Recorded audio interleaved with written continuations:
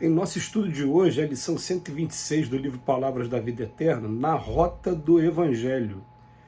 Recebei-nos em vossos corações. Paulo, na segunda epístola aos Coríntios, capítulo 7, versículo 2. É razoável a vigilância na recepção dos ensinamentos evangélicos. Tanto quanto possível, é imperioso manejar as ferramentas do maior esforço para verificar-lhes a clareza de modo a transmiti-las a outro com a autenticidade precisa. Exatidão histórica, citação escorreita, lógica natural, linguagem limpa, comentários edificantes, ilustrações elevadas. Atentos à respeitabilidade do assunto, não será justo perder de vista a informação segura, a triagem gramatical, a imparcialidade do exame e a conceituação digna, a fim de que impropriedades e sofismas não venham turvar a fonte viva e pura da verdade que se derrama originariamente do Cristo para esclarecimento da humanidade. Ainda assim, urge não esquecer que as instruções do Divino Mestre se nos dirigem acima de tudo aos sentimentos, diligenciando amparar-nos a renovação interior para que nos ajustemos aos estatutos do bem eterno. Eis o motivo pelo qual, em todos os serviços da educação evangélica, é importante refletamos no apontamento feliz do apóstolo Paulo. Recebei-nos em vossos corações.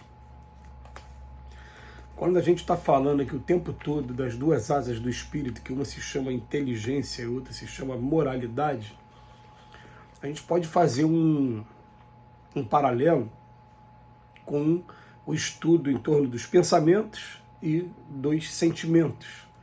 Porque o pensamento a gente sabe que é um atributo do espírito, mas que produz matéria. Pensamento é energia, pensamento pode ser visto pelos espíritos. A gente sabe também que pensamento ele é a principal forma de comunicação entre os espíritos. Como eles não têm essa voz, a boca articulada, eles se comunicam de pensamento para pensamento. Tudo bem. Então, tirando essas características, nós vamos trabalhar o pensamento como onde tudo começa. Vamos pegar aquele pensamento que o homem realmente aceita, abraça e se comprar nele, gosta dele. Por que eu estou falando isso? Porque quando a gente vai estudar o pensamento é muito mais profundo o estudo do pensamento. Uma vez nós tivemos orientação da seguinte maneira, falando assim, não vamos ficar envergonhados dos pensamentos que chegam até a gente, que a gente, meu Deus, como é que eu tive coragem de pensar isso? Não foi você, o pensamento é uma comunicação.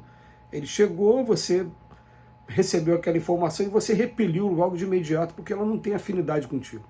Agora eu estou querendo falar daquele pensamento que a gente realmente aceita, ele começa a mexer com a primeira asinha, que é a asinha da inteligência. Quando a gente começa a conhecer o Evangelho, a gente fica maravilhado com a história que a gente passa a ter contato. É a história mais bonita da humanidade, por isso que até hoje é estudada e ficou para a eternidade.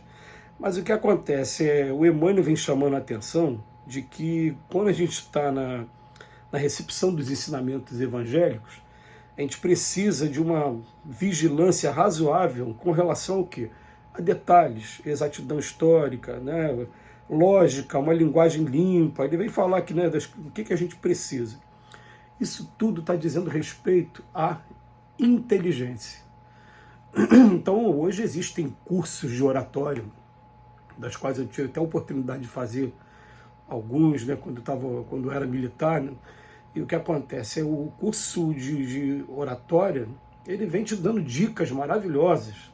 Você se policiar o tempo todo, se você tem tiques de linguagem, se você não fala pô, né, o tempo todo, se você não tem tiques físicos, tem pessoa que o tempo todo mexe a mão, mexe o pé, saber quais são os tiques físicos que você tem, e te orientando a fazer sempre a coisa tendo uma introdução, um desenvolvimento e uma conclusão, a falar de maneira lógica sobre o tema. Enfim, a gente acaba utilizar técnicas de interrogatório da maneira correta. Quer dizer, são cursos bastante interessantes que estão mexendo com o lado da inteligência ainda. Não chegou no campo do sentimento. Então a gente vai conseguir entender os preceitos evangélicos e até mesmo estabelecer relações de causa e efeito. Mas enquanto a gente não começar a experimentar a gente mesmo, a gente não começar a prática, a gente não vai conseguir trazer para o campo do sentimento, que um campo é o pensamento, e o outro campo é o do sentimento. Uma vez até a gente ouviu, né, essa informação, né, de que às vezes um quadro muito bonito, quando não tem uma moldura bonita, ele acaba tirando a beleza do quadro. E que o sentimento, na verdade, ele é a moldura desse quadro. Então o que adianta você ter, às vezes, conhecimento, o verniz, né, de ter o conhecimento, saber, mas não sabe praticar, e fica aquela coisa, o sentimento acaba tirando a beleza totalmente daquela atitude. Então ele vem chamar aqui pra gente, ó, atentos à respeitabilidade do assunto, não será justo perder de vista, né, a informação segura, triagem gramatical, você usar o vernáculo, as palavras de maneira correta, adaptar as circunstâncias, quando falar para a criança, falar de uma maneira, falar para adulto, falar de outra, falar para a pessoa doente, falar de outra.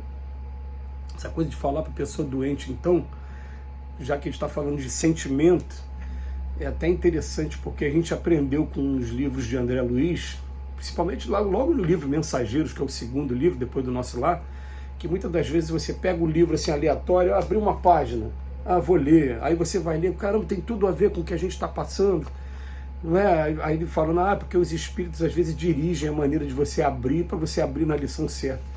Mas o sentimento manda que a gente faça uma triagem até nisso também, porque já aconteceu com a gente, e nós fomos orientados também nisso. Você está na casa de uma pessoa doente, uma pessoa que ficou doente por conta dos exageros, falta de controle, né, que a gente tem com a saúde. De repente você abre uma que vem falar sobre punição às pessoas que abusaram. Gente, você vai terminar de botar o dedo na ferida da pessoa. Então vale a pena você dar uma olhada assim rápido, não, esse texto não. Vamos para outro texto. O sentimento mandou eu não ficar nesse texto aqui. Aí eu vou ficar num conflito. Mas se eu abrir foi porque os espíritos mandaram. Não, mas eu tenho a minha capacidade e o meu livre-arbítrio, não me sinto à vontade. Não quero fazer isso com aquela pessoa, não. Então me perdoe aqui, mas se for isso mesmo, deixa que outra pessoa chegue dessa. Eu quero levar paz, esperança, quero levar uma mensagem de equilíbrio, e até mesmo para a pessoa se levantar, e não deixar a pessoa mais arrasada. Não. Então ele bota para a gente aqui, a gente tem que buscar isso tudo, mas a frase principal ele fala, ainda assim, urge não esquecer que as instruções do Divino Mestre se nos dirigem, acima de tudo, aos sentimentos, diligenciando, amparar-nos a renovação interior. O mais importante para a gente é isso, não é que eu me torne o grande conhecedor, né, de preceitos e tal, se eu, na verdade, eu não pratico e não sinto o efeito daquilo que eu estou lendo. O que interessa para a gente mesmo é, ao invés de eu pegar perdoar 70 vezes 7, eu estou perdoando aqui naturalmente e não estou sentindo aquele fogo, aquela angústia que sente, que tudo é corrosivo e destrutivo mesmo, que sente a pessoa que não perdoa. A pessoa que não perdoa vive um inferno.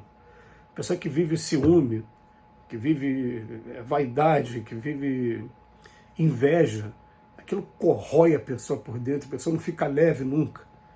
Né? Então não, a gente não quer ver a prática. Você sentiu, está vendo o que você está sentindo? Está vendo por que fala que o jugo é leve e o fardo é suave? Que o fardo, na verdade, o jugo, na verdade, é só amar o próximo como a si mesmo. É isso que a gente quer, fica tranquilo e deixa cada um viver, vamos respeitar as pessoas dentro do ponto de vista das pessoas, tranquilamente. Algumas vezes a gente vai ter que ser um pouco mais enérgico, mas que seja enérgico sem ser agressivo. Porque às vezes a energia vem mostrar mesmo, nós precisamos de pessoas, às vezes, mais enérgicas mesmo, sabendo falar a coisa certa na hora certa. Por exemplo, uma realidade que todos nós estamos vivendo. Né? Alguns amigos estão insistindo ainda em discussões políticas, e sempre aquelas discussões de um provocar o outro. Então eu falei, olha, eu não vou me posicionar nem de um lado nem do outro, mas quero pedir a vocês, vamos evitar, porque olha, ninguém é obrigado a pensar igual a você. Então você vai ficar o tempo todo, agora os próximos 4 anos, provocando quem não é obrigado a pensar igual a você. E a gente vai ser enérgico, eu fui enérgico sem ser agressivo, mas a gente vai o tempo todo buscar a prática, trazer o sentimento do Evangelho para dentro da gente. Que Jesus nos abençoe hoje e sempre.